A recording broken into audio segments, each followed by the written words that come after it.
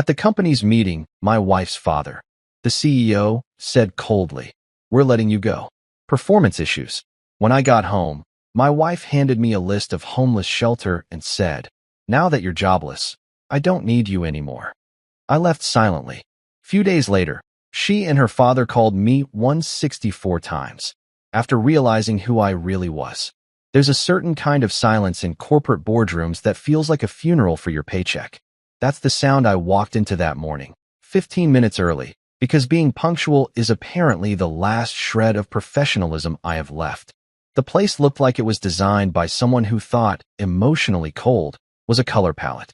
Mahogany table so polished you could perform surgery on it. Chrome chairs that squeak just enough to remind you you're replaceable. An air conditioning set to polar betrayal. I took my usual seat near the middle because I'm a humble man. Humble enough to pretend I wasn't married to the CEO's daughter, and humble enough to keep showing up despite knowing every meeting felt like a trap dressed in a tie. At the head of the table sat Gregory Whitmore, founder, CEO, and self-appointed god of Whitmore Systems.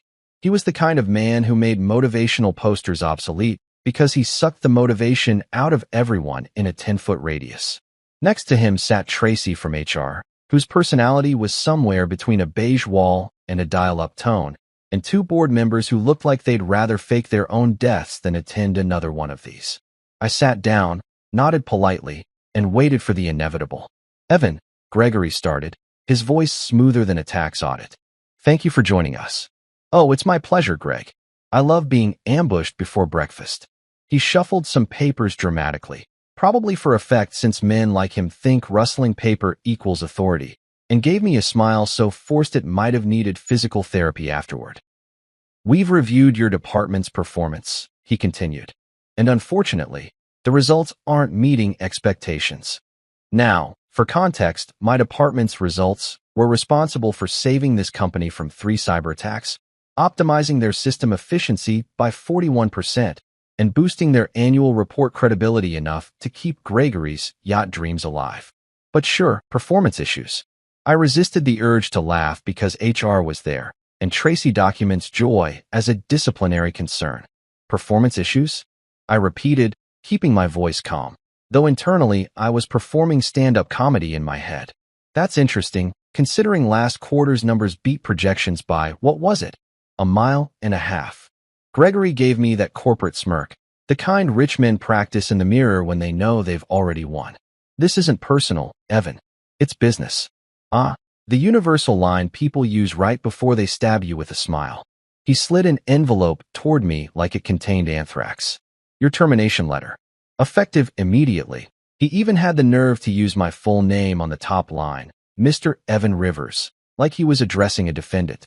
"Security will escort you out after you clear your desk." Now, here's the thing about being married to your boss's daughter. You know when he's bluffing, because the man's ego can't resist performing. He expected me to argue, to beg, to maybe grovel a little, maybe pull the "I'm your son-in-law" card. Instead, I smiled. Not the polite kind, the slow, unsettling one that makes people check if their wallets are still there. "No need," I said, standing up. "I remember the way out. It's right past the people I made rich." Tracy blinked. One of the board members coughed into his tie to hide a laugh. Gregory froze for a second, like someone had glitched his software. I took the letter, tucked it neatly into my briefcase like it was an invitation to my own liberation, and buttoned my jacket. As I headed for the door, I caught my reflection in the glass, calm, collected, but with that twitch of disbelief you get when you realize the people you helped climb the ladder are now kicking it away. Gregory said something as I reached for the handle, something like, "You'll regret this," but it came out muffled, drowned under the weight of his own arrogance. Walking out, the office looked different, like I'd been watching it under a filter and someone finally turned it off. The interns avoided eye contact. The receptionist gave me that, "I wish I could hug you, but HR has cameras" look. My ID badge felt heavier than usual, symbolic, maybe, or just irony's way of saying hello. I dropped the badge into the security tray and walked through the revolving door like a man exiting a cult. The cold air hit me like freedom wearing cologne. I half expected someone to run after me shouting, "Just kidding." But no, silence. Pure, uncut silence. The kind that says, "You're finally out, man." On the way to the parking lot, I thought about how surreal it all felt. Fired by my father-in-law for performance issues. This is the same man who once told me I was the future of Whitmore Systems. I guess the future got too smart for comfort. Maybe he thought getting rid of me would tighten his control. Newsflash. It just loosened my leash. By the time I got into my car, a black 2018 Tesla that Alyssa always said made me look like I was compensating for something, I was oddly calm. No screaming, no cursing, no dramatic soundtracks swelling in the background. Just a quiet hum of realization. They thought they'd ended me, but they'd just signed a sequel. I drove out of the parking lot, past the building that had been both my paycheck and my prison. And as I waited at the red light, I saw Gregory's reflection in the mirrored lobby window, standing, arms folded, staring after me like a king watching a pawn escape the board. I gave a little wave, the kind that says, "You'll miss me when your servers crash," and pulled away. Traffic was light. The radio played some upbeat song that didn't match my mood, and for the first time in years, I didn't feel like I was on someone else's schedule. My phone buzzed twice. Alyssa. I didn't answer. I wasn't ready to explain to my wife that Daddy Dearest had just fired me. Knowing her, she'd probably ask if it meant she had to cancel her spa appointment.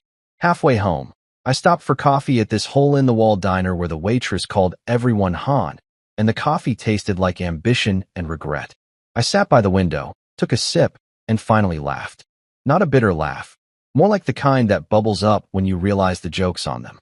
They thought they'd thrown me out. They'd actually set me free. Still, I replayed the meeting in my head. Every detail, every micro-expression. Because I knew Gregory's type. Men who confuse control with competence. He'd built an empire on fear, on intimidation, on the idea that everyone was replaceable. Everyone except him. And that, my friend, is the Achilles heel of every self-made tyrant. They think they're invincible right up until the moment they trip over their own ego. I finished my coffee, left a tip big enough to make the waitress smile, and walked out with one clear thought. They had no idea who they'd just fired. They thought they'd taken my job, but they'd forgotten. I built the damn foundation they were standing on. Literally. As I got back into my car, the sun broke through the clouds in that dramatic movie way, like the universe was throwing me a bone. I turned the ignition, grinned, and said to myself, "Congratulations, Evan. You just attended your own freedom party. Dress code, fired." You expect sympathy, maybe a shoulder squeeze, or at least a "we'll get through this" speech. What I got was my wife, Alyssa, sitting at the kitchen island in silk pajamas that probably cost more than my first car, swirling wine like she was auditioning for a commercial called Divorce, the prequel. She barely looked up from her phone. "You're home early," she said, in that tone people use when the pizza arrives before they're ready to tip. "Yeah," I said, setting my briefcase down. The company decided to go in a different direction. Apparently, that direction doesn't include me. Her head snapped up, and I swear, her eyes lit up like it was Christmas morning, and she just unwrapped a new personality disorder. "Wait, you got fired?" she asked, leaning forward, smile creeping across her face like she'd been waiting for this exact headline. If love is patient and kind, whatever this was belonged in a horror movie. She reached into her designer tote, her emotional support purse, and slid a folded piece of paper across the marble countertop. It had that crisp, deliberate fold of something pre-planned. I unfolded it and found a list of homeless shelters. I blinked, looked at her, looked back at the list. Each shelter was neatly highlighted in pink, with one circled and a note scribbled beside it, "Free Wi-Fi." She sipped her wine like a Bond villain. "Now that you're jobless," she said, "I don't need you anymore." There's a moment in every man's life when he realizes he's not part of a marriage, he's part of someone's brand. This was mine. I stared at her, trying to process how a woman who once cried because I forgot to buy oat milk now looked like she was about to write an eviction notice on my forehead. "You had this ready," I said, not really asking. She shrugged. "Greg told me last week that things weren't going well at work. I figured this was coming." Ah yes, Greg, father of the year, destroyer of careers, and apparently the family grapevine. "So," I said, trying not to laugh, "you had time to make a list. That's considerate. You even picked one with free Wi-Fi. Thoughtful." She didn't even blink. "You're not funny, Evan. You've been dragging me down for years. My friends are moving forward in life, getting sponsorships, launching brands, marrying up, and here you are, still playing tech boy. I almost wanted to applaud. The audacity was Olympic level. Tech boy? You mean the guy who's been paying for your yoga retreats, your car, and the half of this house your brand deals haven't touched? Details, she said with a smirk, pouring herself another glass of wine. You should have aimed higher. I leaned against the counter, crossing my arms. Funny thing, Alyssa, you said the same thing on our wedding night. That got a glare sharp enough to slice marble. She stood, the robe falling slightly off her shoulder like she practiced dramatic exits for sport. You're not going to beg? She asked, almost disappointed. No, I said. I don't do sequels. I grabbed my bag, just a duffel with some essentials, and started walking toward the door. She followed, laughing. Where are you even going? You don't have a job. You don't have a place. What? You think you're just going to wander off into the sunset like some movie hero? I looked back at her, smiling. No, Alyssa. I'm going to go find peace. You should try it sometime. Her face twisted. You'll come crawling back. Probably not. But hey, I said, patting the counter where her wine glass sat. Cheers to wishful thinking. I left before she could reply. The door clicked shut behind me, and I exhaled like I'd been holding my breath for years. The night air hit different, sharp, honest, almost friendly. I tossed my bag in the trunk and sat there for a moment, staring at the steering wheel. My reflection in the rearview mirror looked like someone halfway between heartbroken and free. Maybe both. I laughed quietly to myself. Fired by my father-in-law. Dumped by my wife. And gifted a list of homeless shelters. You couldn't script irony better if you tried. I started the car and drove aimlessly for a while, the radio humming low. My phone buzzed with notifications. Emails from Whitmore Systems HR, exit procedure, nonsense. The kind of digital paperwork that officially turns you into a ghost in their system. I ignored it. I was done being their punchline. I pulled into a 24-hour diner somewhere off the highway, the kind of place where the lights flicker like they're haunted and the menu hasn't been updated since Y2K. I ordered a black coffee and a slice of pie I didn't really want, because apparently that's what unemployed guys do when their lives implode. They develop a sudden appreciation for diner desserts. As I stirred the coffee, I thought about Alyssa's face when she handed me that brochure. She wasn't angry or hurt. She was pleased. Like firing me was her glow-up moment. The influencer wife finally free from her boring IT husband. The same woman who couldn't reset her Wi-Fi password without texting me in tears. I almost felt bad for her. Almost. The waitress came by, refilling my cup. You okay, hon? You look like you just lost your job and your wife in the same day.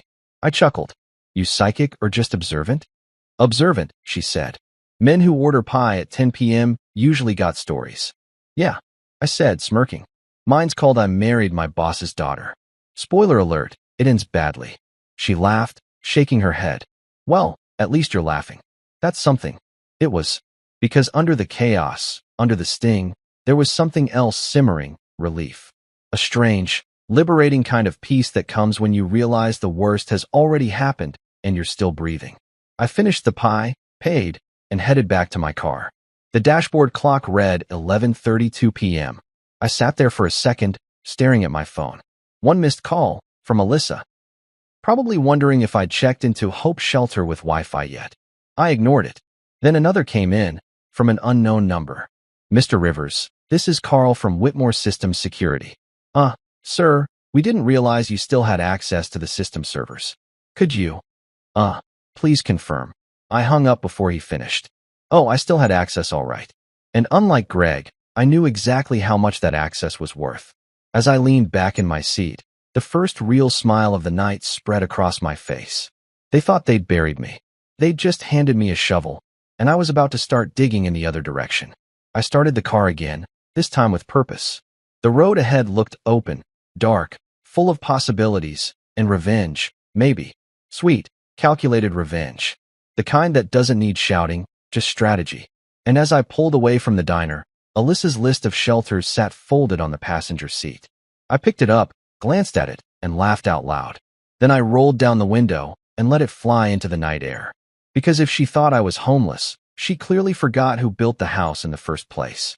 Leaving without a fight sounds noble until you're packing a duffel bag with the same calm energy of someone deleting their entire Spotify playlist after a breakup. I didn't throw a tantrum, didn't smash a single wine glass, mainly because all the expensive ones were technically hers.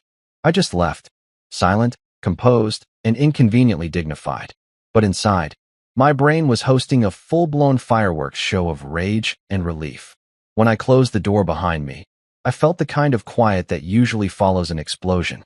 I checked into a small apartment across town, the kind of place where the walls had seen things and didn't judge you for yours. It wasn't luxury, no marble countertops or scent diffusers shaped like swans, but it was mine. I paid 6 months up front in cash because, contrary to popular belief and my wife's assumptions, I wasn't broke. Not even close. Alyssa thought I was out there looking for a shelter with free Wi-Fi. Bless her clueless little heart. My father-in-law thought I'd be groveling for mercy within the week. Cute. What neither of them knew was that my bank accounts had layers, like onions, or better yet, offshore onions. Cayman onions. See, years ago, I learned that marrying into power means learning to play the long game.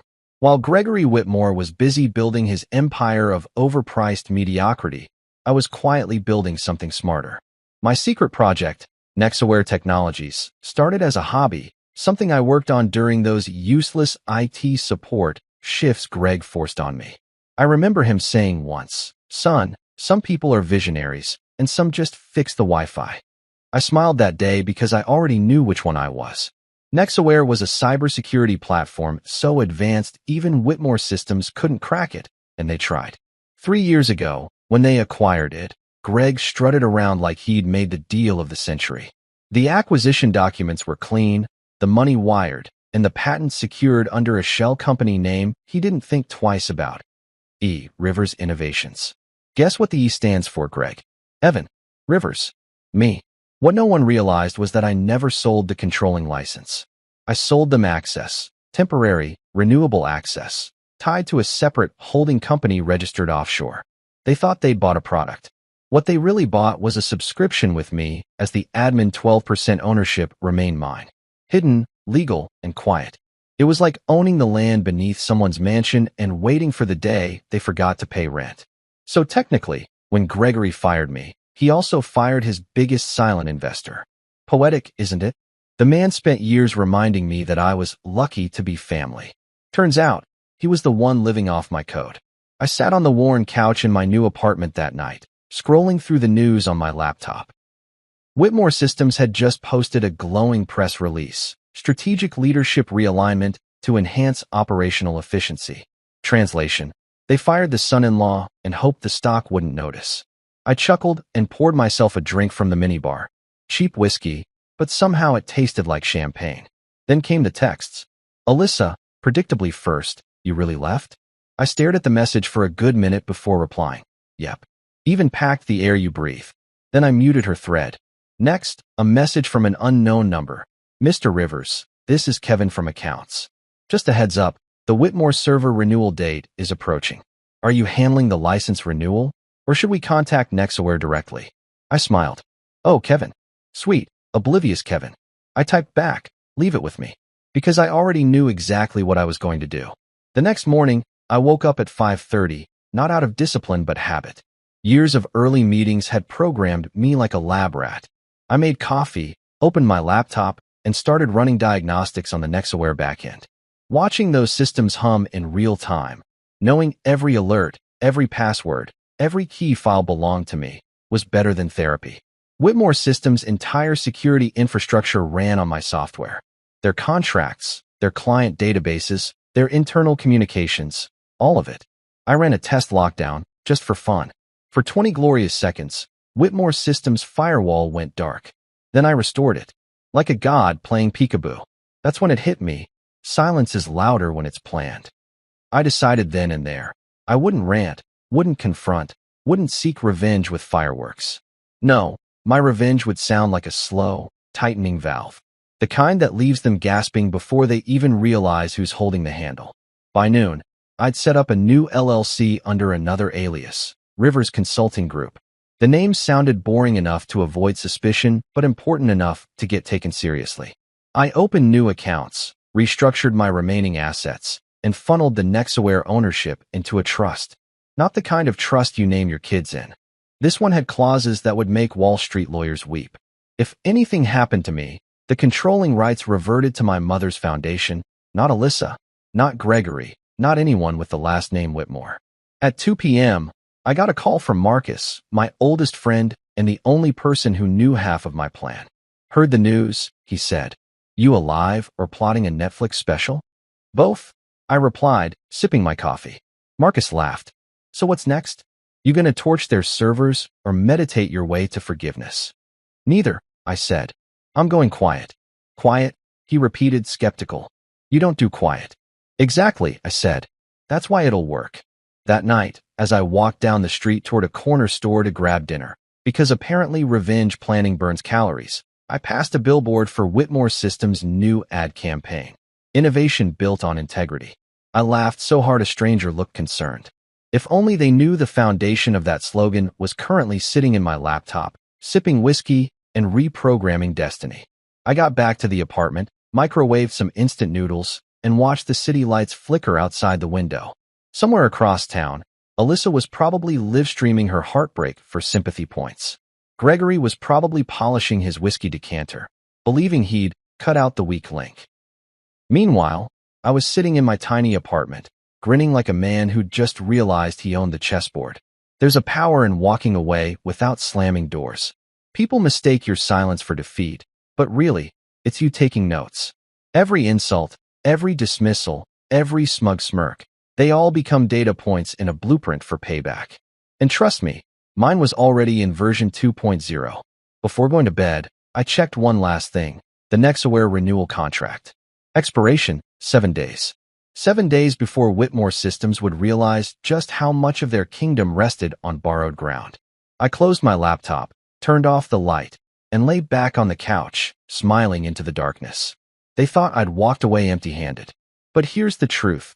When you're the architect of the system, even the wreckage belongs to you. 3 years before that boardroom firing squad, before Alyssa perfected her I married down routine, and before I learned that silence could ruin empires, I was just the tech guy in a corner cubicle of Whitmore Systems. Gregory Whitmore, my beloved father-in-law and part-time Bond villain, had generously offered me a starting position. Translation, know your place, marry the daughter, and maybe, if you kiss enough corporate rings, you'll be allowed to fetch coffee at executive meetings. I still remember the first day. He walked me around the office like I was a rescued stray dog he was proud to domesticate. Everyone, this is Evan, he said, clapping my back with the kind of enthusiasm that hurts your kidneys. He's Alyssa's husband, and our new IT support specialist. The crowd gave polite smiles, the kind people save for toddlers showing off finger paintings. Work your way up, earn your stripes, Gregory said, handing me a laptop that looked like it survived the Cold War. That was his mantra. What he meant was, I own you now, son. But here's the thing. When someone treats me like I'm beneath them, my brain goes into what I call hidden genius mode. It's that mental gear where you pretend to follow orders while secretly rewriting the universe behind their back. So while Greg thought he had me buried in help desk tickets, resetting passwords, removing viruses caused by interns watching sketchy anime, I was quietly building the skeleton of something that would one day make him sweat through his imported suits. Let's talk about those passwords for a second. The CEO of a multi-million-dollar tech company used Gregory 123. No, I'm not kidding. When the man who lectures others about cybersecurity protects his empire with the enthusiasm of a MySpace user, you know you're in for a ride. Every time he forgot his password, he'd summon me to his office like a tech priest. I'd stand there, watching him type the same wrong thing over and over while muttering, I don't know what's wrong. It worked yesterday. Yeah, Greg, and so did your metabolism. Anyway, during one of those emergency IT sessions, I realized how much access I actually had. The man gave me full admin privileges across half the company's systems, thinking I'd only use them to fix printers. Bless his arrogance. I started using my downtime to write lines of code, snippets, algorithms, entire frameworks that would one day become Nexaware's foundation. I'd run simulations after hours, encrypt everything under my alias Rivers, and store the data in a cloud server he didn't even know existed. Meanwhile, Alyssa was too busy curating her online life to notice. Every night she'd sit on the couch with her laptop, rehearsing her influencer voice. Hey guys, it's Alyssa here. Remember to subscribe for my self-care secrets. Meanwhile, I was in the home office writing security architecture that would make the NSA blush. Our marriage was basically two people living in parallel universes. Hers made of filters and hashtags. Mine made of firewalls and revenge potential. At board dinners, Greg loved mocking me in front of everyone. He'd say things like, "You know, Evan here is great with computers. He's basically my in-house tech support." Everyone laughed, including Alyssa, who once added, "Yeah, he even fixes my phone when I drop it in my mimosa." Haha, hilarious. I smiled, nodded, and mentally filed away each humiliation under future payback material. Because that's how hidden genius mode works. You collect insults like receipts. What Greg didn't know was that every time he bragged about his company's next-gen security line, he was really talking about my code. I was the one writing the algorithm that detected intrusion patterns and automated risk isolation. The company thought they were testing a prototype designed by their R&D team. Nope, that was me. Rivers Innovations, quietly patenting every single improvement under my mother's maiden name.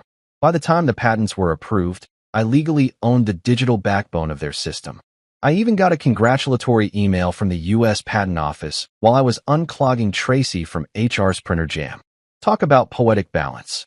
Now, don't get me wrong. I wasn't out to destroy Greg. Not at first. I just wanted to build something of my own, something that wasn't constantly under his thumb. But every smug smirk, every dismissive, maybe next time, Evan, every time he corrected me in meetings just to hear himself sound smarter, it all added up. By the end of my second year, I realized I didn't just want independence. I wanted leverage. And leverage, my friend, is an art form. It's not loud. It's not dramatic. It's hidden in contracts, in code, in fine print.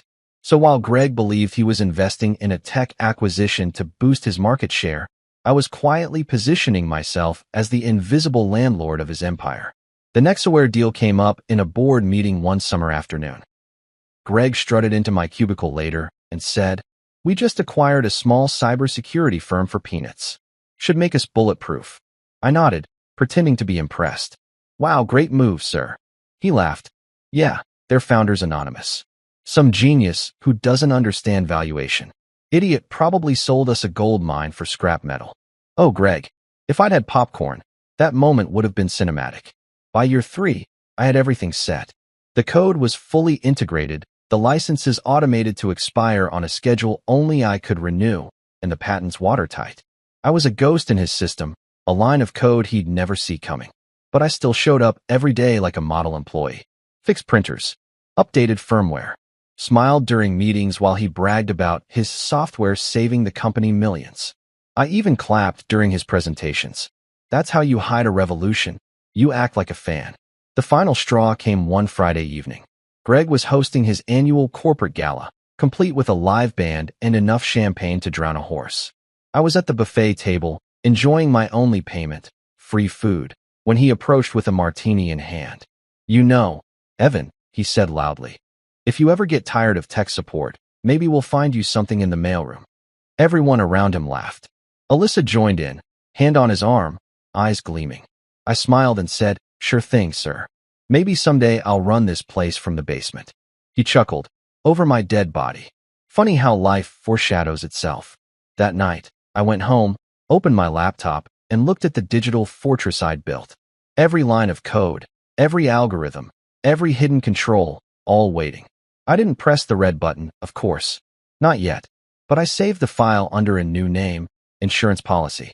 From then on, every condescending look Greg threw my way felt lighter. Every dismissive remark from Alyssa rolled right off. Because deep down, I knew something they didn't.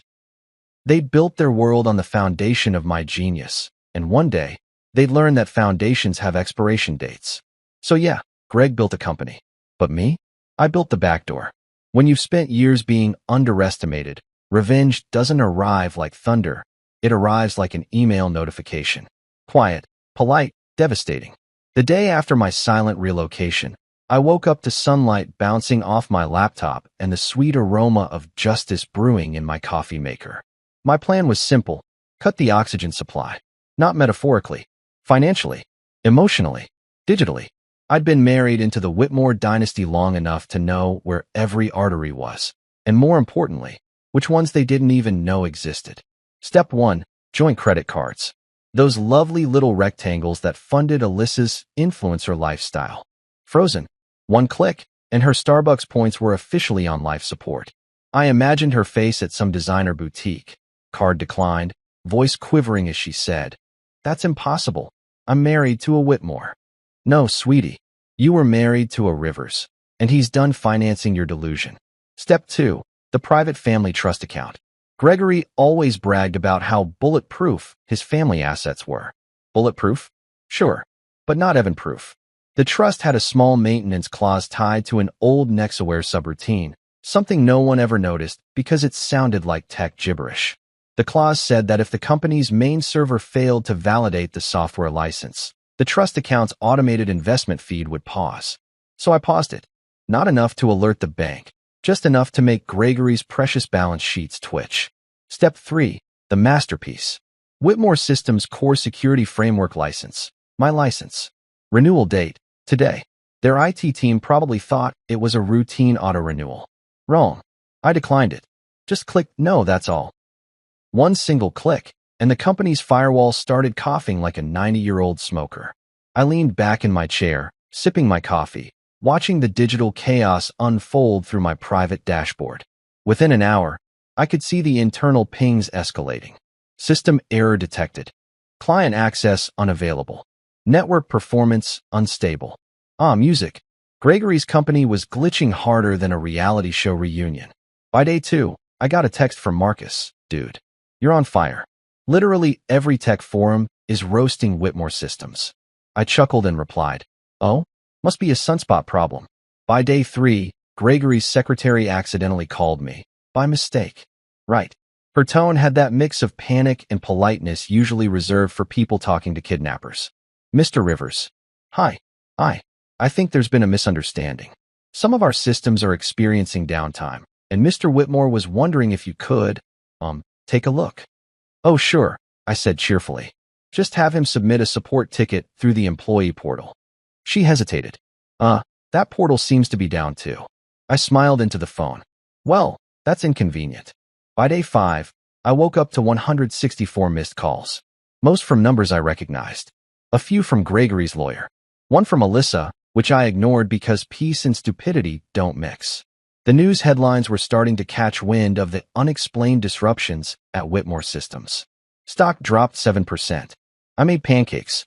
Later that day, I went grocery shopping. I was halfway down the cereal aisle when a familiar voice called out, "Evan." It was Brent, one of the junior developers from Whitmore. The kid looked frazzled, like someone who hadn't slept since dial-up. "Man, it's chaos in there," he said, grabbing his head. "Everything's failing. The backup servers are looping, and Greg's in full meltdown mode. Rumor is they're calling in an external consultant." "Oh," I said casually, tossing a box of Frosted Flakes into my basket. "Hope they find someone qualified." He laughed nervously.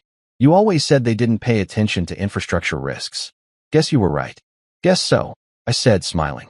"Take care, Brent. And hydrate." When I got home, I checked my phone again. Another message from Alyssa. "Dad wants to talk. Just pick up already. Please." I didn't reply. Instead, I sent a polite email to Gregory's assistant.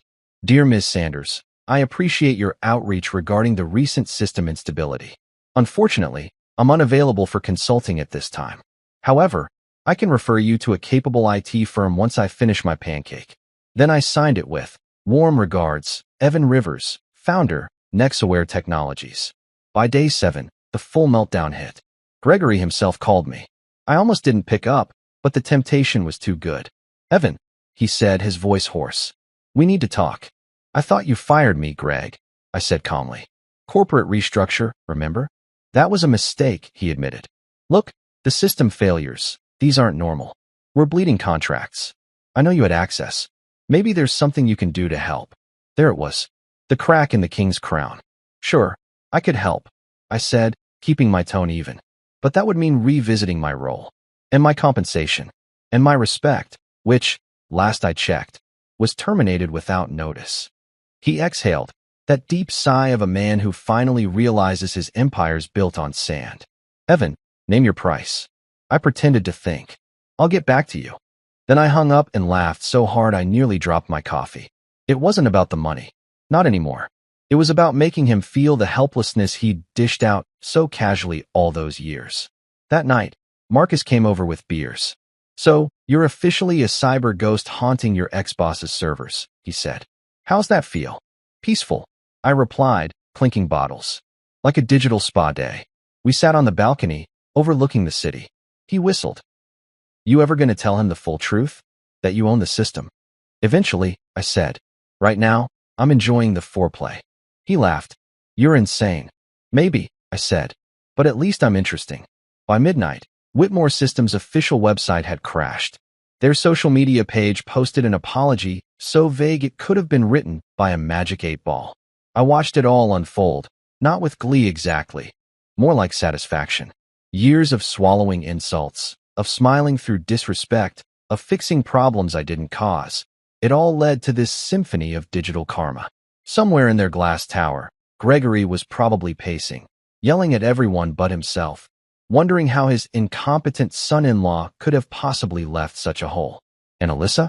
She was likely posting a cryptic quote on Instagram like, sometimes endings are new beginnings, crescent moon sparkles, hashtag healing, hashtag self-love. Cute.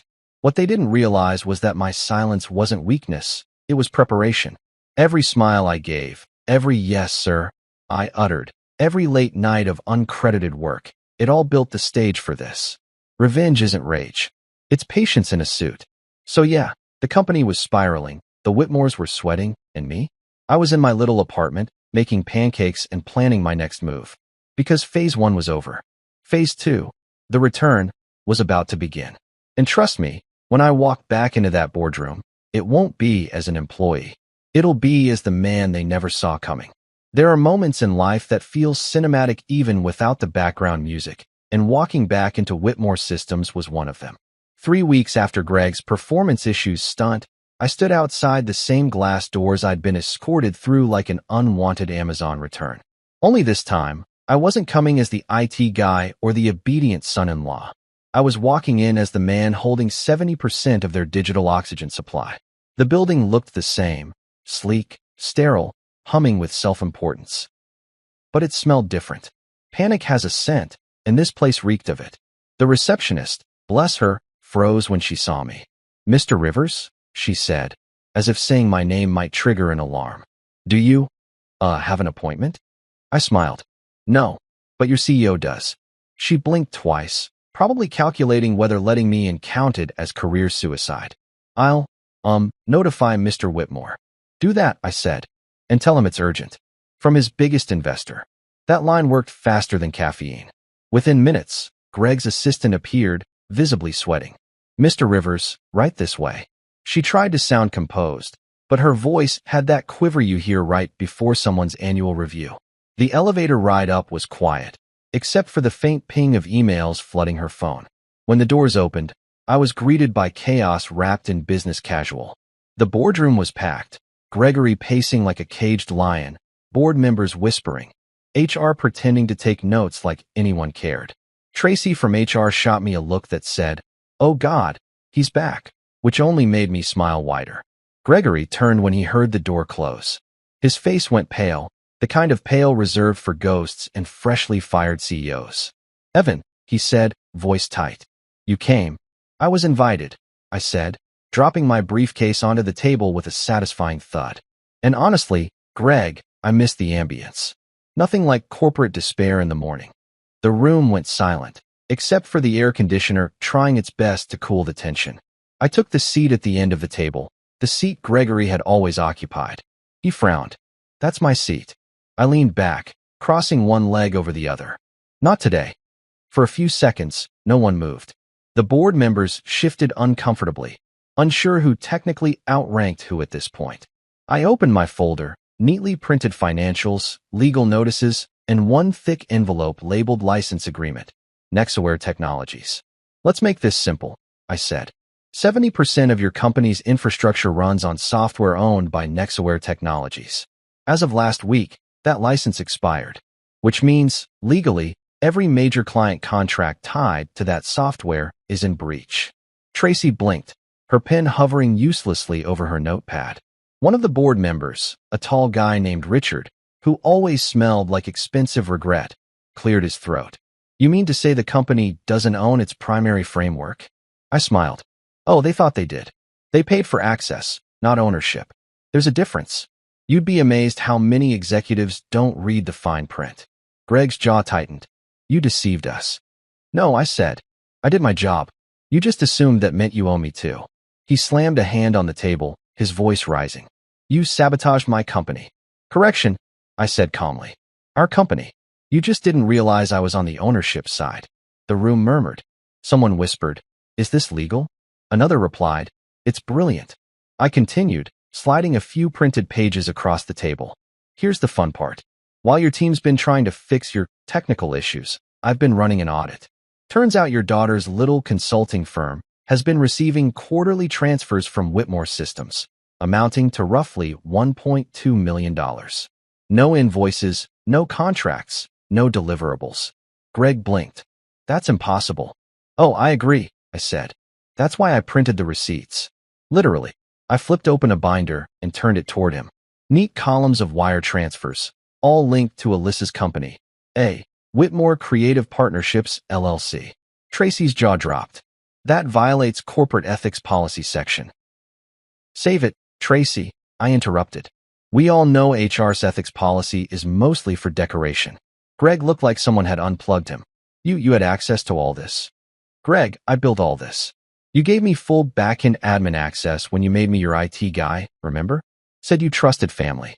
That was your first mistake. A long silence followed. You could hear the fluorescent lights buzzing. One board member finally spoke. So what do you want, Mr. Rivers? I looked around the room, taking my time, letting them stew in the discomfort. I want this company to run honestly, which, as of now, means Gregory Whitmore is suspended pending investigation into financial misconduct. Effective immediately, the board exchanged nervous glances. Richard cleared his throat again. You can't just. I can, I said, pulling out another document. Per the bylaws of Whitmore Systems, any shareholder holding more than 10% of the company's intellectual property rights can call for an emergency board vote in the event of compromised leadership. Richard looked at the document, then at Greg, then at me. He's right. Greg's face turned crimson. You can't be serious. You're taking the word of him. Yes, Richard said. Because he's the only one keeping us from bankruptcy right now. Gregory's lips parted like he wanted to argue, but all that came out was a choked laugh. You planned this. Of course I did, I said, closing the folder. You raised me in this Shark Tank and forgot I had teeth too. Tracy, bless her nervous little heart, tried to regain order. Well, let's proceed with the formal vote. The vote took all of 10 minutes. 5 in favor of suspension, 1 abstaining, and Greg voting against himself. That part was awkward but deeply satisfying. When it was done, Greg slumped back in his chair, staring at the table like it had personally betrayed him. You think you've won, Evan, he said quietly. You think this makes you powerful? I stood, gathering my documents. No, Greg. It makes me free. As I reached the door, he called after me. If you walk out that door, you'll regret it. I turned, met his glare, and smiled. I already did. That's why I'm not staying. I pushed open the boardroom door, and for a split second, I swear the universe slowed down just to let the poetic weight of it sink in. I'd entered that room years ago as the son-in-law, the lucky hire, the background tech guy. I was leaving as the man who'd quietly outplayed an entire corporation using nothing but patience and code. But before I could leave entirely, Alyssa appeared in the hallway. Of course she did, because irony loves timing. She looked perfect, as usual, hairstyled, phone in hand, the face of someone who just lost the Wi-Fi password to her own life. What did you do? She demanded. Fixed a bug, I said simply. Her eyes narrowed. You ruined my father. I tilted my head. No, Alyssa, your father ruined himself. I just turned on the lights so everyone could see it. She stepped closer, eyes gleaming with that mix of rage and entitlement I'd once mistaken for passion. You're not getting away with this. I leaned in slightly, lowering my voice. Funny thing, you said the same thing on our wedding day. She flinched, just barely. You're a monster. No, I said, adjusting my jacket. I'm efficient. Then I walked away. Down the hallway, past the framed photos of Whitmore excellence, past the trembling interns, past every reminder of the empire that once looked untouchable. I took the elevator alone, watching my reflection in the mirrored walls. Calm, composed, slightly smug. By the time I reached the lobby, word had spread. The staff's whispers followed me like a ripple. He took down Greg, the son-in-law. Did you hear he owns the software? I didn't look back. I didn't need to. Outside, the air was warm and alive. My phone buzzed, an email notification from the board. Offer of CEO position, Whitmore Systems. I stared at it for a second, then laughed. The kind of deep, honest laugh that comes from somewhere below the ribs. I typed my reply right there on the sidewalk. Appreciate the offer, but I'm allergic to hypocrisy. Try Ben from accounting. He's had management envy since 2019. Send. I slipped my phone into my pocket, loosened my tie, and kept walking.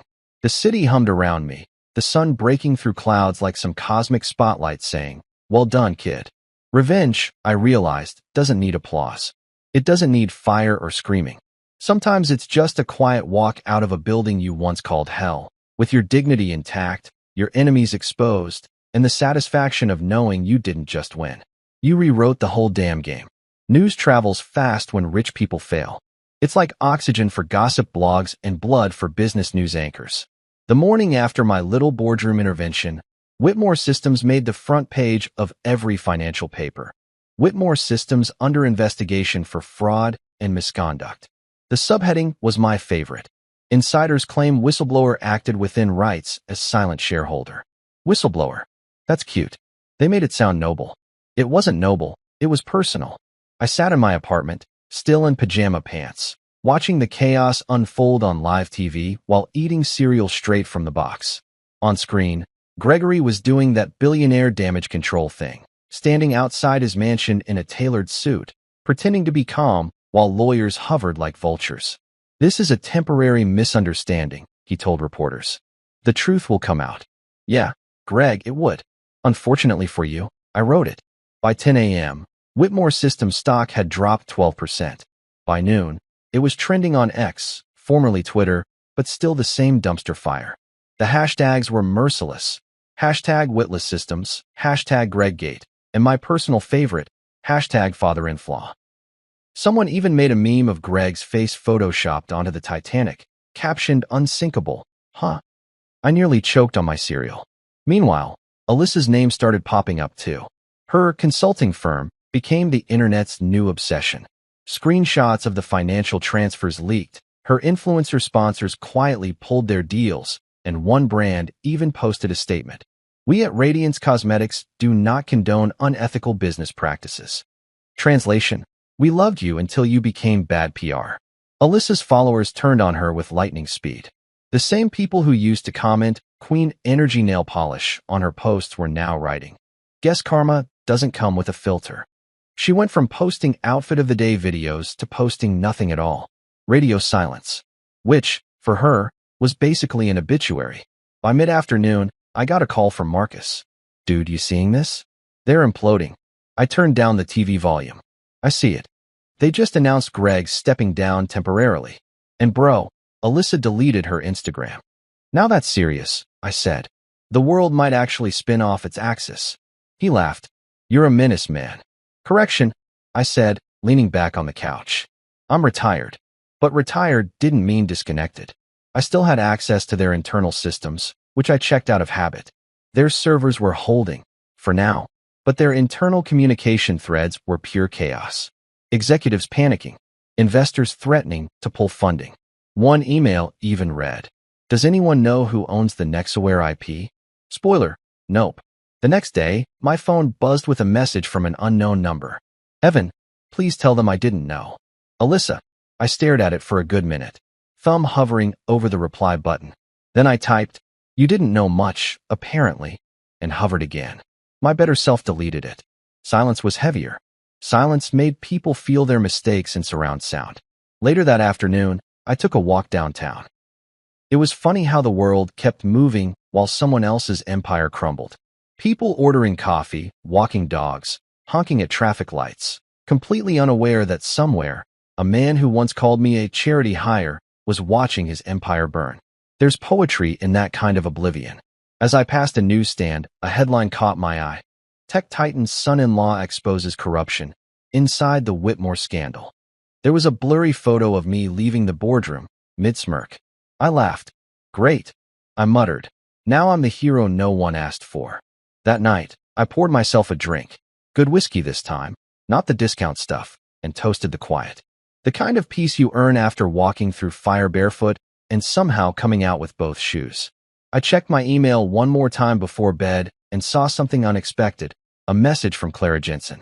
Clara was an old colleague from my early days at Whitmore, one of the few people who treated me like a human instead of Greg's charity project. The subject line read, "Couldn't resist."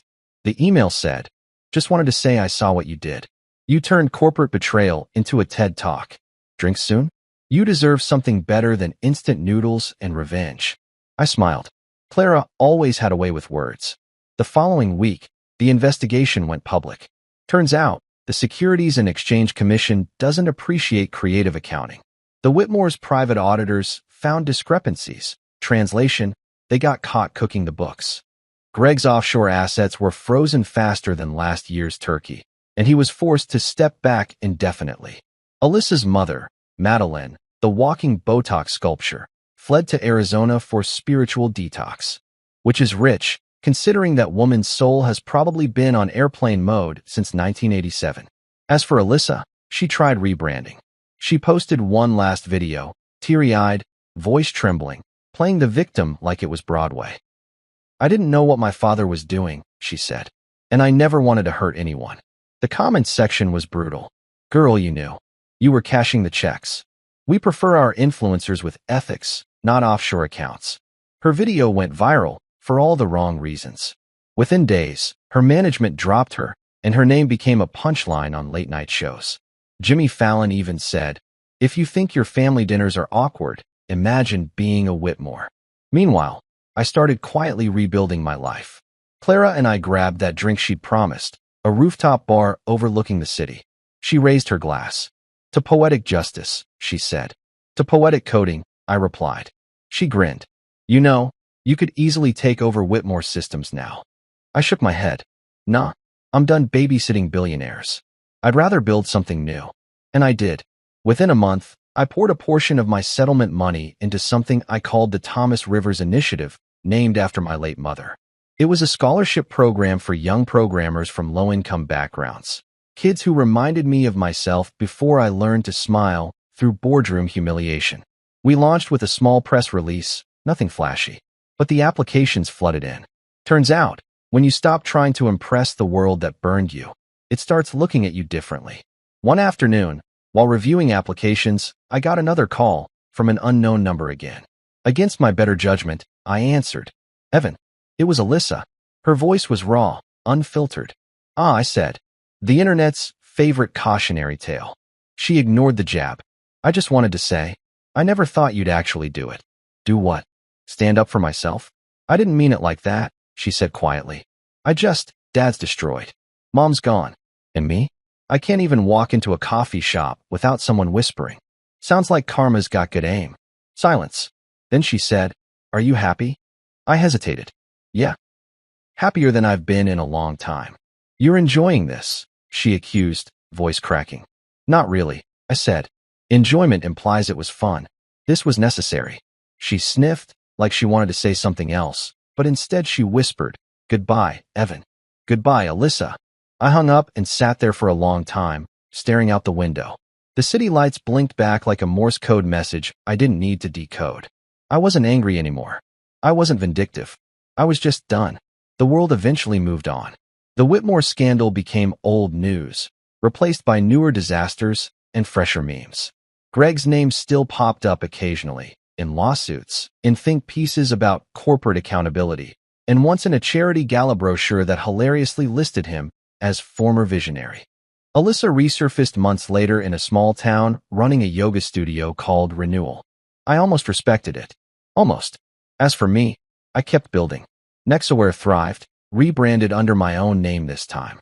No secrecy, no aliases. I even started mentoring young engineers, teaching them not just how to code, but how to read contracts, protect their ideas, and never let anyone treat them like disposable labor. One evening, Clara stopped by my office with takeout. "You ever think about forgiving them?" she asked between bites of noodles. I thought for a long second. "Forgiveness is overrated," I said. "Peace is better." She smiled. "You really turned your pain into profit." I laughed. "I call it emotional capitalism." Weeks later, I found myself back near the Whitmore building. The company had changed its name. Whitmore Systems was now Nexus Global, because apparently slapping new on old sins makes investors feel better. I stood across the street, watching employees come and go. Nobody recognized me. Good. I wasn't there to gloat. I was there to make sure the past really was behind me. The last time I'd walked out of that place, I was angry. This time, I just felt calm. There's something deeply satisfying about knowing you could destroy someone again, but choosing not to. That's real power, the kind that doesn't scream or demand attention. It just exists. As I turned to leave, my phone buzzed, an alert from one of the scholarship recipients. A kid named Malik had just landed an internship at a major cybersecurity firm. His message was simple: "Mr. Rivers, thank you for believing in me. One day, I'll build something that changes everything." I smiled. Maybe he would. Maybe that's what all of this was for. Not revenge, not ego, but legacy. Because sometimes, the fall of one empire is just the beginning of another. And this time, the foundation was clean. They say success is the best revenge, but I prefer to think of it as clarity with a payroll. When you've been through humiliation, betrayal, and a corporate soap opera that could win an Emmy, rebuilding isn't just about bouncing back. It's about redesigning the entire blueprint. After the Whitmore fallout, I could have retired. I had more money than I'd ever need, a library of incriminating emails, and front-row seats to watch my enemies' Google reputations rot. But I wasn't interested in NextAware relaunches under original founder, Evan Rivers, to provide next-gen cybersecurity with integrity. The word integrity wasn't just PR, it was a punchline aimed directly at Greg's ghost. 2 days later, my inbox exploded. Former Whitmore employees, good ones, the real brains, started reaching out. "Hey, Evan, heard what happened. Any openings?" It was poetic justice watching Greg's old talent crawl out from under his crumbling kingdom, looking for leadership that didn't come with a side of condescension. I hired 6 of them immediately. We weren't just a company, we were the Survivors Club. Then there was Clara. She officially joined as COO, though we both knew titles didn't matter between us. She'd been the one person who saw through my polite, "I'm fine" routine during my Whitmore years. "You're not fine," she used to say. "You're just patient." Now, she'd help me turn patience into profit. Our first week was chaos disguised as progress. Coffee spills, code crashes, and an overenthusiastic intern who mistook my vintage keyboard for that old thing taking up space. But it felt alive, real, messy, human. Every ping of a new client inquiry felt like proof the universe wasn't punishing me. It was redirecting me. One morning, Clara walked into my office holding 2 coffees and that mischievous grin she always wore when she had news. "Guess who just called?" she said. "Please tell me it's not Greg," I replied. "I'm out of popcorn." She laughed. "Nope. Better. A Fortune 500 company wants to pilot our new security software. Said they saw your interview on CNBC. I blinked. Interview. She pulled up her phone. There I was on screen, sitting in some studio, looking calmer than a monk on sedatives. The segment was titled, "The Man Who Outsmarted His Father-in-Law." I hadn't realized my quiet revenge had turned into a redemption arc. The anchor asked me what motivated my success, and my recorded self said, "Underestimation. It's the most renewable energy source on the planet." I almost spit my coffee. Did I really say that? Clara smirked. "You did, and it trended." The pilot deal went through. Suddenly, NextAware wasn't just back, it was booming. We became the cybersecurity firm that companies actually trusted. Ironically, the Whitmore name still popped up, mostly in sentences like, "Please make sure we don't end up like them." That alone was worth another toast. Meanwhile, Gregory's life was unraveling faster than a cheap necktie. The federal audit had unearthed everything from shady vendor payments to falsified expense reports. Turns out, borrowing against future revenue isn't just creative accounting, it's also illegal. His assets were frozen, His board voted him out permanently, and rumor had it he was now living in a smaller residence. Translation: the guest house of his former mansion. Alyssa, on the other hand, had gone quiet. Her yoga studio in Arizona was struggling, and every now and then, she'd post vague motivational quotes like, "Growth hurts, but so does staying the same seedling." I scrolled past every time. Growth might hurt, but humility must have gone extinct in her zip code. Then came something unexpected, an invitation. Not from Alyssa, thank God, but from the Chamber of Commerce. They wanted me to speak at a tech conference about ethical innovation. I nearly laughed out loud. A year ago, I was the guy fixing Wi-Fi for people who called me buddy. Now, I was a keynote speaker. Life really is a stand-up comedian. The conference was held in a swanky downtown hotel with chandeliers so bright they could cook breakfast. I walked onto that stage to polite applause, wearing the same calm smile that once unnerved Greg. My speech wasn't scripted. I just spoke from memory, about the quiet power of being underestimated, about ethics not being a liability, and about how failure is just character development for the sequel. When it was over, I got a standing ovation. Some guy from a major tech magazine came up afterward and said, "That was brilliant. You're like the anti-Whitmore systems." I grinned. Best compliment I've had all week. That night, I got back to the office to find Clara waiting. She was sitting at my desk, feet propped up, reading an email on my screen. "You got another offer," she said. "Government contract. Cyber Defense Initiative. Big money." "Let me guess," I said, walking over. "They want us to fix something that shouldn't have been broken." She nodded. "Pretty much." I looked out the window, the city lights winking like they knew something I didn't. "You think we're ready for that kind of responsibility?" She smiled. "You were born ready. You just had to get rid of your in-laws first." We both laughed. It felt good, light, easy. Not the forced laughter of company dinners or the brittle laughter I used to fake in front of Alyssa's friends. This was the sound of real beginnings. Months passed, and Nexaware became more than a company. It became a culture. No politics, no nepotism, no hidden traps in contracts. I made sure of that. Every Friday, we held open forums where anyone could pitch ideas, even interns. And we had a rule: no one eats alone. Because I'd spent too many lunches alone in the Whitmore cafeteria, listening to people whisper. Our success drew attention. Investors called, journalists emailed, and LinkedIn recruiters suddenly remembered I existed. But I wasn't chasing hype anymore. I'd learned that empires don't fall because of failure. They fall because of arrogance. And I'd had enough of that for several lifetimes. One evening, as I was locking up, Clara stopped me. You could have just walked away and lived quietly," she said. "Why build again?" I thought about it. Because rebuilding reminds me I didn't just survive them. I outgrew them. She nodded, then added softly, "I'm proud of you, Evan." And just like that, something shifted. The tension, the unspoken history, the quiet connection between us. It was all there, humming in the air. I didn't say anything, neither did she. Some things don't need words. Weeks later, Nexaware hosted its first scholarship dinner for the Thomas Rivers Initiative. Seeing those young programmers, their eyes bright, their dreams unbroken, was like watching a different version of myself. I gave a short speech, mostly improvised. When I started in tech, I thought power meant being in control. Now I know it means giving it away. The room went silent, then erupted into applause. Afterward, one student approached me, a shy kid named Malik. "Mr. Rivers," he said, "I read about what you did with Whitmore Systems. It's inspiring." I chuckled. "Kid, that's just a fancy way of saying I refuse to stay quiet." He smiled. "Well, I'm glad you didn't." Driving home that night, I realized something. Revenge might have started this story, but redemption was writing the ending. The anger was gone, replaced with a strange, calm gratitude.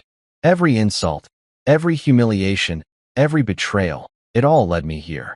I pulled into my apartment garage and sat in silence for a moment, listening to the hum of the engine die down. My phone buzzed, a notification from an unknown number. Against my better judgment, I checked it. You were right. Silence does hurt more. No name, but I didn't need one. I stared at the message for a long time, then turned off my phone and smiled. Because finally, I understood. The real rebuild wasn't the company, or the money, or the reputation. It was me. I wasn't the fired employee, the humiliated husband, or the lucky son-in-law anymore. I was Evan Rivers, founder, builder, survivor, and finally, free man. And this time, I wasn't just rebuilding a life. I was designing a legacy. 2 weeks after the scholarship dinner, life had finally settled into something resembling peace. The kind of peace that doesn't need noise to prove it exists. The world had moved on from the Whitmore's implosion, and I had too, mostly. Sure, every now and then a headline would flash across my phone about the disgraced tech patriarch or former influencer Alyssa Whitmore attempting comeback. But I didn't click anymore. That chapter was closed, laminated, and filed under not my problem. Or so I thought, until one Tuesday afternoon, the past decided to call. Literally, I was in my office, halfway through a code review and a bad sandwich, when my phone buzzed. Unknown number. Normally I'd ignore it, but something about the timing, 3:14 p.m., the universe's favorite hour for irony, made me swipe. I didn't answer, though. I let it go to voicemail. Old habits die stylishly. A few minutes later, I saw the notification, one new voicemail. I hit play, not expecting much. Probably a spam call about my car's extended warranty. What I heard instead froze me mid-bite. Evan, it's me. Alyssa. For a moment, I just stared at the phone like it had betrayed me. Her voice was softer, slower, missing that trademark smugness that used to fill every room she walked into. I know you don't want to hear from me, she continued, her tone brittle around the edges. You probably shouldn't. I just needed to say something. You never shouted, Evan. You never fought back. You just left. That silence, it's worse than anger. You were the real one, and I see that now. She paused then, audibly exhaling. I don't expect forgiveness. I just wanted you to know. I get it now. You didn't leave to hurt me. You left because you finally respected yourself more than I did. Click. End of message. For a solid 30 seconds, I sat there, motionless. My sandwich had fallen apart on the desk, my coffee had gone cold, and the only thing moving was the replay button, because, of course, I hit it again. I don't know why. Maybe I wanted to hear if she meant it. Maybe I wanted to catch the faintest trace of regret hiding behind her words. Or maybe I just wanted to confirm that karma really had a voice. You never shouted. You never fought back. That line hit harder than it should have. Because she was right. I hadn't. When everything collapsed, when her father fired me, when she handed me that brochure for homeless shelters, I didn't yell. I didn't beg. I just walked away. And silence, it turns out, echoes longer than screaming ever could. After the second replay, I laughed. Not bitterly. Just the kind of laugh that slips out when life circles back with perfect irony.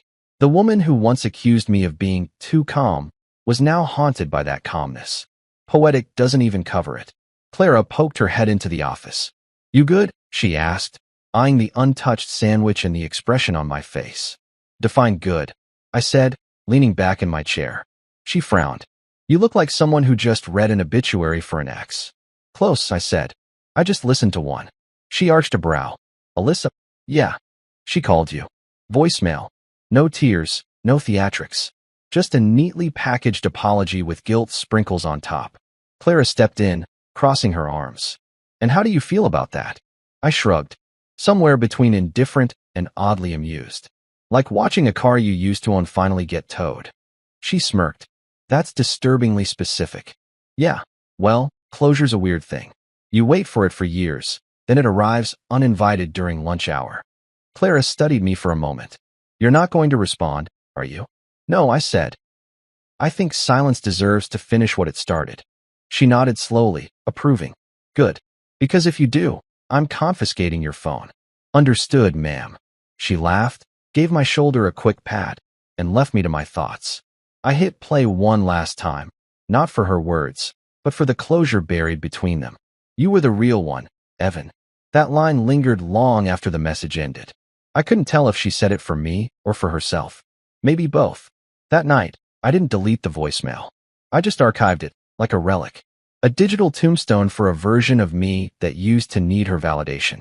Then, because irony is my love language, I poured myself a drink, queued up a playlist titled Peace After Petty, and sat on my balcony watching the city flicker below.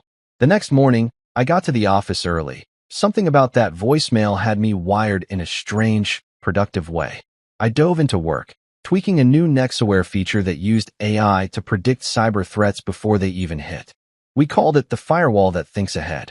Kind of like me, really. Around noon, Clara popped her head in again. You're in early. Did you finally find your purpose?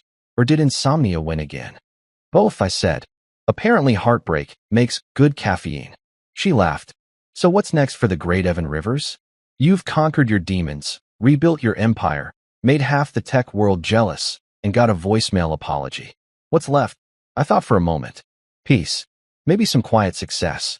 No drama, no revenge arcs. Just building something that lasts. Boring, she teased. Yeah, I said, smiling. Beautifully boring. That afternoon, a journalist called asking for a follow-up interview. I said no. The last thing I needed was to become a soundbite again. They wanted to frame my story as from fired son-in-law to tech titan. I wasn't interested in the mythology. The truth was simpler. I got tired of letting other people narrate my story, so I wrote my own. Later that week, while reviewing scholarship applications, I noticed one essay that stood out. It started with, "Sometimes the smartest thing you can say is nothing at all." I read it twice, smiling to myself. The student talked about learning restraint, about choosing silence over reaction, and about how quiet strength often gets mistaken for weakness. I could have sworn fate was trolling me. I approved that application instantly. Life went on. The Whitmore name faded from the headlines, replaced by newer scandals. Greg was reportedly negotiating plea deals. Alyssa's yoga studio closed after 6 months. Her final Instagram post said, "Starting over again, this time for me." I didn't like it, but I didn't sneer either. Maybe she finally got it. Maybe not. Either way, I had work to do. One Friday evening, Clara and I closed up the office early and went for dinner. We ended up at a small Italian place where the lights were dim, the bread was free, and the wine didn't taste like disappointment. "You seem lighter," she said, swirling her glass. "Yeah," I admitted. "It's weird. I thought I'd feel nothing after hearing that voicemail, but it feels peaceful, like finishing a book you hated but still reading the last chapter." She smiled. Closure doesn't always come gift-wrapped. Sometimes it just shows up uninvited with bad timing. "Exactly," I said, "but I think I'm finally over it." "Good," she said, "because you deserve someone who texts, not someone who leaves voicemails." I laughed. "You volunteering for the position?" She smirked. "Maybe, but only if there's health insurance." We clinked glasses, and for the first time in a long time, I didn't feel haunted by the past. I didn't see Alyssa's face in every memory or hear Greg's voice in every doubt. It was just the present, messy, imperfect, and real. When I got home that night, I scrolled through my phone and hovered over the archived voicemail one last time. Then I pressed delete. Not out of anger, not to make a statement, just because I didn't need it anymore. It had served its purpose. The silence had spoken louder than her apology ever could. I stood by the window, watching the city stretch beneath me. Somewhere out there, people were still chasing the validation I'd finally stopped needing. That's the thing about betrayal. It breaks you. But if you're lucky, it rebuilds you better. I whispered to myself, "You were the real one, Evan." And for the first time, I didn't need anyone else to say it. The next morning, I woke up early, grabbed coffee, and headed to the office. The sun was rising, casting gold over the skyline, and for once, it didn't feel like another day to fight. It felt like another day to live. The voicemail was gone, the ghosts were quiet, and my future had never been louder. Because sometimes, the best apologies aren't heard, they're outgrown.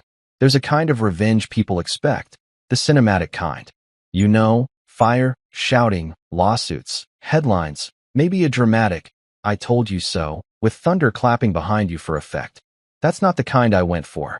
Mine was quieter, cleaner, the kind that doesn't need an audience, because the victory plays out naturally, one consequence at a time, like dominoes politely collapsing in your favor.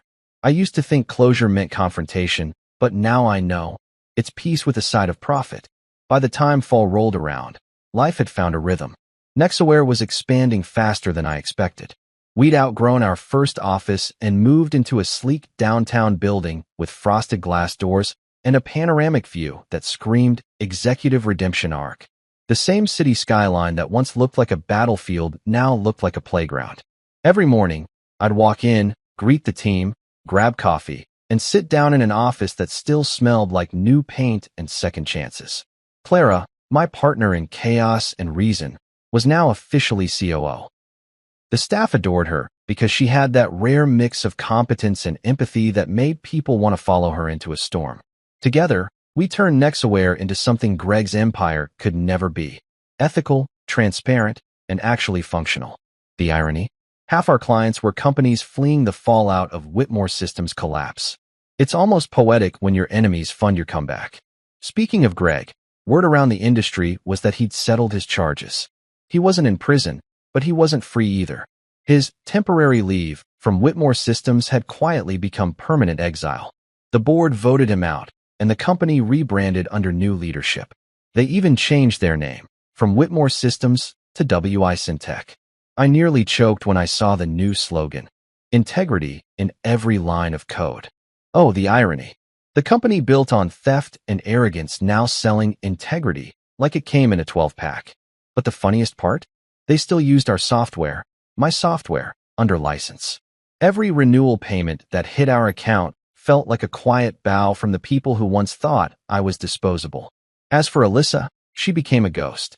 Word was she'd left Arizona after her yoga studio failed and was living somewhere up north, teaching online classes about self-awareness through adversity. I didn't follow her updates, but occasionally someone would send me screenshots. Her captions were unintentionally comedic. Growth is painful, but so is staying small. Girl, you married a Whitmore. Small was never your issue. I didn't respond or comment. The old me might have wanted the last word, but silence had become my sharpest weapon. One crisp Friday morning, I arrived at the office early, habit, not ambition. The city below was waking up. Car horns, early commuters, the faint hiss of espresso machines. I poured myself coffee, leaned on the balcony railing, and watched it all unfold. That's when Marcus called. "Morning, CEO," he said in that smug tone he reserved for people he knew had made it out alive. "Morning, unemployed friend," I shot back. He laughed. "Hey, I'm freelancing. Big difference. Anyway, just wanted to say, I saw the Whitmore stock update. Down another 12%. Guess people aren't buying Integrity 2.0. I smiled. "You calling to brag on my behalf?" "Pretty much," he said. "It's wild, man. Remember when you were sitting on my couch, jobless, eating leftover pizza, saying you'd figure something out?" "Yeah," I said, chuckling. "Turns out, revenge pairs nicely with entrepreneurship." He paused, then asked, "You ever think about reaching out to Alyssa? Like, just to say whatever?" "No," I said immediately. She had her say. I had my silence. "We're even." "Damn," he said. "You're colder than my landlord." "Not cold," I said. "Just healed." He exhaled. "Man, that's deep. You're like the Buddha of payback. Put that on my business card." I joked, ending the call. Later that morning, Clara walked in with her usual 2 coffees. "You look smug," she said, handing me one. "What's the occasion?" "I was just thinking about how far we've come," I said. "You know, from unemployment and betrayal to running a multi-million-dollar company. It's weird how fast tables turn when you stop begging for a seat." She grinned. "You didn't just turn the table. You built your own and sold the blueprints." We clinked our coffee cups like it was champagne. At noon, I had a meeting with the government cybersecurity division. They wanted to license Nexaware's AI-driven threat detection system. Big contract. Big validation. During the pitch, the lead officer said, "Mr. Rivers, your reputation for integrity precedes you." I almost laughed out loud. Integrity. The very word Greg used to weaponize against me. The irony was rich enough to retire on. That deal closed by the end of the week, bringing in more revenue than my last 3 years at Whitmore combined. The universe, it seemed, paid on delay but with interest. That weekend, Clara and I attended a networking gala. Our first as equals, not underlings. The ballroom was packed with tech elites, venture capitalists, and wannabe disruptors wearing $800 sneakers. At one point, a familiar face approached, Richard, one of the Whitmore board members who had voted to suspend Greg. He looked like a man who now regretted voting late. "Evan," he said, shaking my hand. "Good to see you thriving. You really did rebuild from the ashes."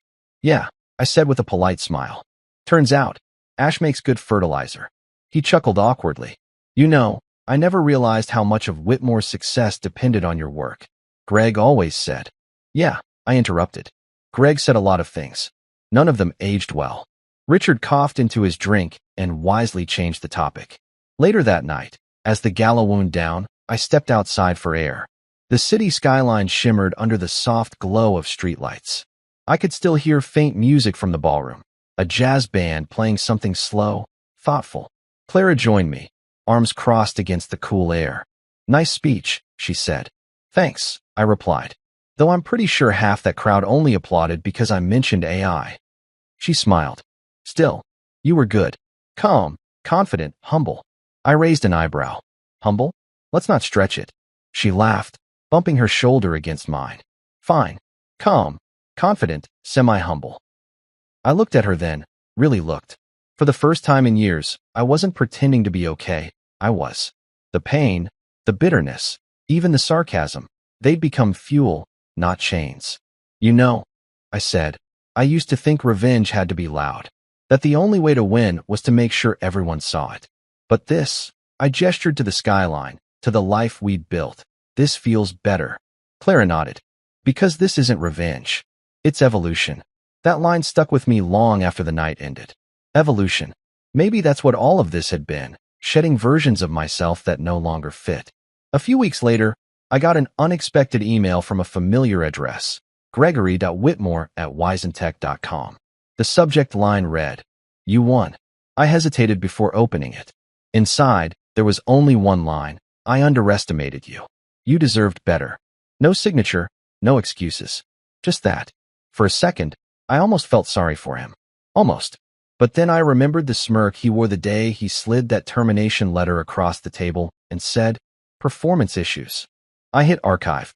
Not delete, archive. Let him live forever in my inbox, just far enough from relevance. Months passed, and life kept getting better. Nexaware expanded internationally. The Thomas Rivers Initiative tripled in size, sponsoring coding camps for kids who didn't even own laptops.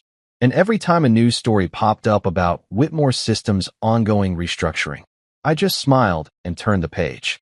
One quiet evening, I sat on my balcony again. Same city view, same soft hum of traffic.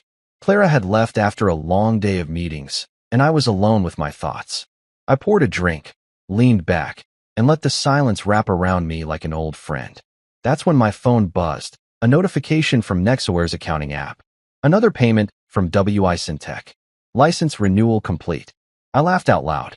Every few months, they still paid for access to the very system Greg once called overcomplicated nonsense. I raised my glass toward the skyline. "Cheers, Greg. Thanks for keeping the lights on." The night air was cool, the city alive, and for the first time, I felt something better than victory. I felt balance. Revenge had done its job. It got me through the storm, but peace built the house afterward. Because here's the truth they don't tell you about revenge. The loud kind burns out fast. It's fireworks, brilliant but brief. But the quiet kind, the kind that builds, grows, and pays dividends, that's forever.